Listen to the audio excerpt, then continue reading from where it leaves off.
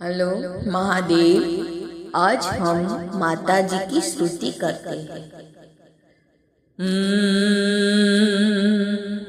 I गिरि नंदिनी नंदिता मेदिनी विश्वविनोदिनी नंदनुते गिरिवर विंदी शिरोदिनी वासिनी विष्णुविलासिनी जिष्णुनुते भगवती हेशिति कंठकुटुंबिनी भूरि कुटुंबिनी भूरि कृते जय जय हे महिषासुरमर्दिनी